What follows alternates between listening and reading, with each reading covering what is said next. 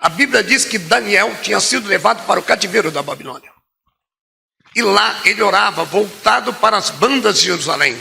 Ele orava para onde achava que estava Jerusalém. E ali ele orava 3 vezes por dia. A oração tem que fazer parte da vida do cristão. Você não pode só orar quando você está passando por uma situação adversa ou contrária. Você tem que fazer disso um hábito espiritual profundo, uma comunhão, uma intimidade. Escuta, Daniel estava longe da família, longe da sua pátria, longe da sua cultura, mas ele orava 3 vezes por dia. Escuta, amados, ele orou quando jovem, continuou orando quando já estava com a idade avançada. Ele acreditava na possibilidade de falar com Deus e de ouvir a resposta dele.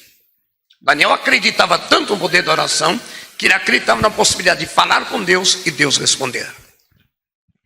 Às vezes passa muito na minha e na tua vida, mas eu oro, pastor, e não tem resposta. Talvez está faltando um pouco mais de intimidade. Talvez está faltando um pouco mais de profundidade. Porque nós perdemos muito tempo com as coisas do mundo e esquecemos de orar um pouquinho mais. Você já reparou? Se tiver uma Fórmula 1 que passa no Japão e aqui vai passar 3 horas da manhã, você põe o despertador, levanta para assistir a Fórmula 1. Você anda lá com os olhos instalados na televisão, mas você não levanta de madrugada para fazer a tua oração.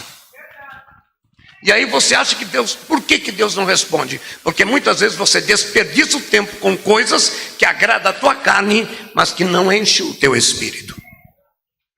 Então veja bem, ele acreditava na possibilidade de falar com Deus e de ouvir a resposta dele.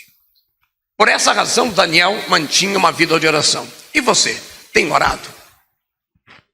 É interessante que muitas vezes as pessoas procuram o pastor, procuram a igreja. Pastor, ora por mim. É lógico, é o nosso papel, é o nosso dever.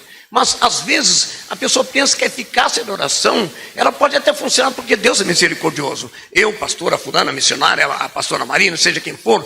Mas não adianta, meu irmão. A necessidade é tua. A necessidade é tua, amém? É você que está precisando. Então escuta, amados, há momentos que exigem de nós definições. Tem hora que nós temos que tomar uma atitude. Quando se passa por um deserto, por uma prova, por uma luta, por um processo, então você se pergunta: Deus ouve ou não ouve as minhas orações? Quem já passou por isso? Todo mundo. Poxa Deus, será que estou passando por essa prova há tantos anos? Estou passando por esse processo há tanto tempo. Será que se Deus realmente ouve ou não ouve as orações? A gente chega a questionar a Deus. Irmãos, eu tive a oportunidade, a graça e a misericórdia, porque eu sou falho, pecador e miserável, mas eu tive a graça de ouvir a voz audível, não aqui,